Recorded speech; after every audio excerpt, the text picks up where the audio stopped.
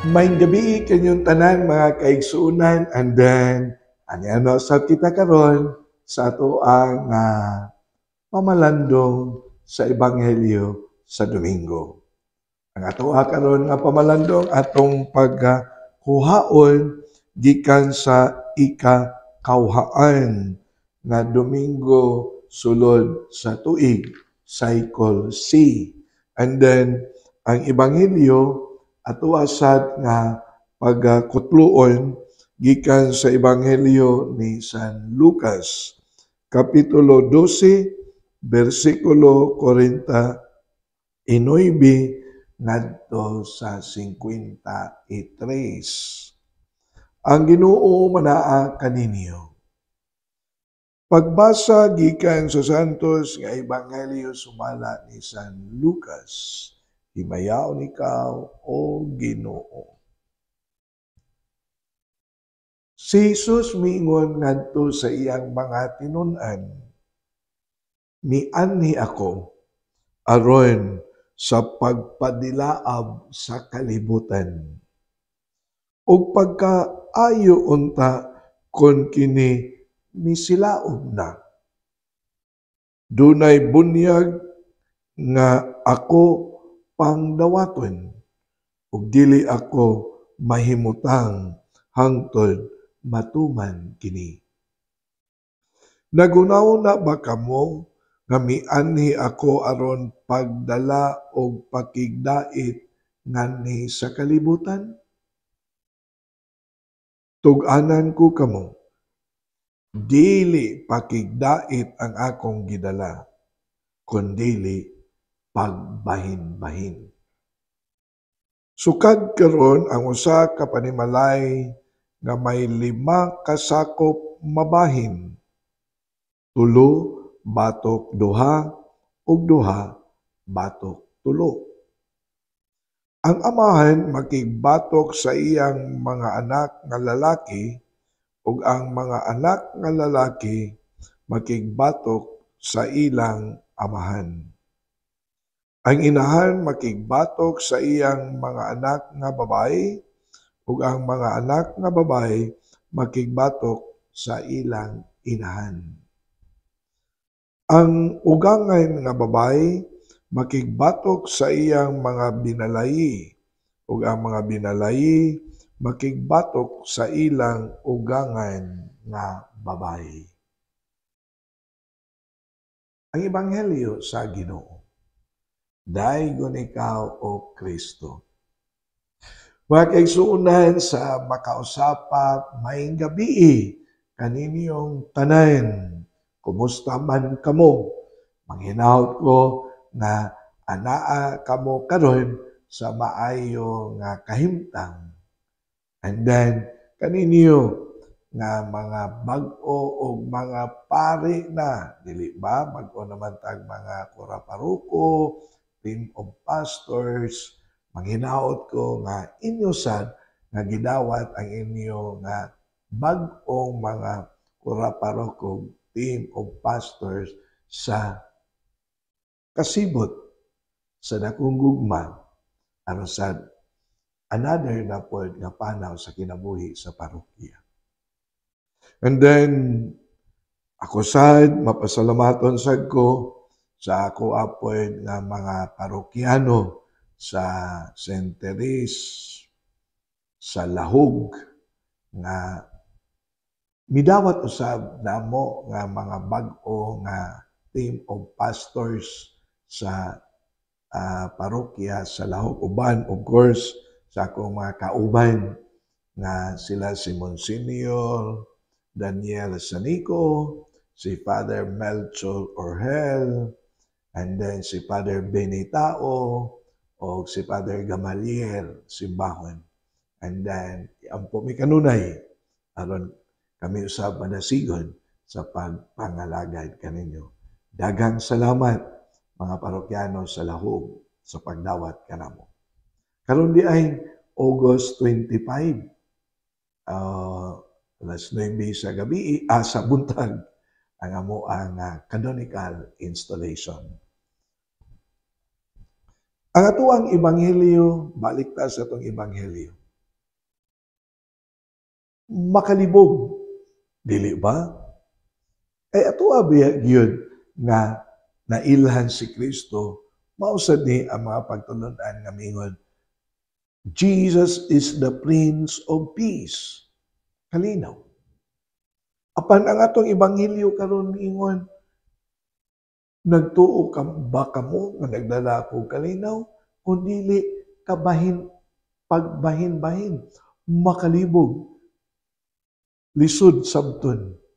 Mao na ang ato ang ebanghelyo na mga tulo ka butang nga nindot sad nato nga pamalandungan aron sa makuha nato ang ato asab nga pamalandong sa mensahe sa ebanghelyo. Kining pag-ingon ni Kristo, dili kalinaw ang akong gidala, kundi pagbahin-bahin. That's number 1. And then, kini pod nga gisgutan ni Kristo nga kalayo, kaanindot ka kung kini nagdala o nagdilaab sa kalibutan. Naginisgot siya kalayo, unsa pod kaha ang buot ipasabot niini. And then, ikatulo, nagiskot si Kristo sa iyang kaugalingon nga bunyag nga iya unta, nga iya pang pagkadawaton. Dili ba? Makapanguta, unsa may buot ipasabot, unsa may mga mensahe niini. Kalayo. Ang kalayo nga giskutan ni Kristo nagpahinumdom kini og kabag-uhan. Nagpahinumdom kini kausaban. New life, transformation. Dili ba? Tungod sa kalayo, mauni ang muingon, mo refine sa bulawan. Mo pasinaw sa bulawan. Mo purma sa bulawan. Mauna ang kalayo nga gisutan ni Kristo nga unta ang atua mubalik na sana sa mensahe nga giingon sa atua nga pagkatinun-an niya. Nga duna untay kalayo nga magdilaab sulod sa ato ang kinabuhi og kasing-kasing. Ang kalayo nga naa ang kadasig sa pagbag-o. Naa ang kadasig sa pag-usab. Naa ang kadasig nga atoa nga ipahaom ang ato ang kinabuhi diha sa kinabuhi pagtulun-an nagitudlo ni Kristo diri kanato. Dili ba? A call for a new life. A call for transformation. A call for a life with the Lord. And then, labi na gyud sa pag-ingon ni Kristo, dako kay gyud og kalibog, dili kalinaw ang ako ang nagidala. Kundili pagbahin-bahin. Wala ni mag-iskot si Kristo o ang pagbahin-bahin na iyang giskutan wa na magpasabot og kalagot, kasuko, pagmahay, panimalos. That's not the point. Ang pag-ingon ni Kristo nga nagdala ako og pagkabahin-bahin is the tests of our fidelity, faithfulness, commitment to the Lord. Sa ato pa, pag-ingon ni Kristo sa Ebanghelyo na nagdala siya og pagkabahin-bahin, we have to decide. We have to make choices in favor of God's glory. sa ato pa, sa kalayo nga nagdilaab sa ato ang kasing-kasing o kinabuhi, nga ganahan ta mag-usab, ganahan ta magbag-o, kinahanglan we have to make choices. And then, our choices and decisions should be always in line with God's will.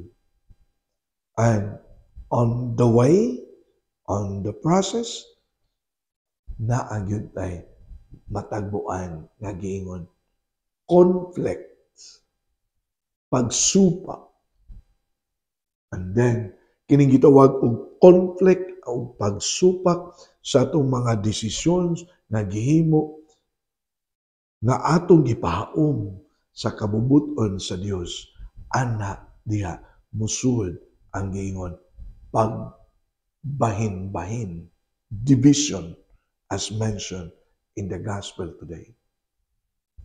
And then bisan gani ang ato ang mga minahal sa kinabuhi, pwede kini mahitabo ngadto kanila, dili ba? Numdum ko kay sa seminary man ko kaniadto, daghan kay kong madunggan sa mga vocation story sa ako ang mga seminarians kaniadto nga moingon nga supak ang ilang ginikanan nga nagpari o nag-eskwela sila sa seminaryo. Wala mauyo ni ang ilang decision nga gihimo. Pero they insisted at the expense of the opposition gikan sa ilang mga ginikanan. That is one of the examples nga giingon ni Kristo magdala o pagkabahin-bahin. But we have to make choice. We have to decide. And for God's glory. That's also the challenge na binanamo sa ng mga pari. Labi na kung makasugatag mga tao nga mga big donors, sponsors sa parokya, and then dunay mga butang nga sometimes maikog ta, sometimes magpanaganata, kay lagi maligsan ang mga big sponsors and donors sa parokya. Pero ang Ebanghelyo mingon, you have to make choice. You have to decide, but the decision should be in favor to God's glory. Hinumdum sad ko when I was in the seminary, kanang mag-evaluation mi sa muang mga seminarians, and then dag-on sad mi o matawag na itong kalibog, papadayonon ba ni, pa regency or pamunungon ba o dili padayonon pagpa-eskwela sa seminary for some reasons. And then, I always remember sa gisulti sa Palahorong Cardinal, may rest in peace, Cardinal Vidal, iya gining punchline. If you are confused and in doubts with your decisions, make sure that your decision is in favor of the church. If it is in favor of the church, God is with it. I still remember, Mona, we have to decide. But, doon na ginay opposition. Doon na ginay conflict. But, siguro na yun nato na ang kahimayaan sa Diyos maoy maghari. pagbahin-bahin. And then, miingon si Kristo sa Ebanghelyo usab. Nagisgot siya bunyag. Nga moabot siya ang kinabuhi. Nagpasabot usab ini sa iyang kasakit o kamatayon sa krus. Mauna, we are also reminded of our Christian life. That our Christian life is erased. It's like erased. Mura bag lumba. It's like erased. Mauna, we need courage, endurance, and then transformation. Courage. Mahadlok ta. That's normal. Malisang ta. Sometimes magpanaganata. But we have to take courage to decide to do something for God's glory. Ang the best examples kini ato ang mga martyrs. Pedro Calungsod, San Lorenzo Ruiz di Manila, ug uban pa. Puno sa kaisog. Wa gani mahadlok sa kamatayon sa ngalan sa ilang pagtuo diha sa Dios. Dili ba? Martyrdom. No gods, no glory. Mauna nga if our life as Christian is like a race, how can we survive without courage? And then, endurance, perseverance. Dili lamang sa sugod daugon ang race, kundili ang paglahutay. Mauna nga ang endurance, ang perseverance, we have always to equip our life with God's grace. Aron we can persevere. We can continue the race. We can continue the journey. Dili ba? Kanindot. Unsaon man nato paglahutay kung wa tay enough energy sa atong kaugalingon.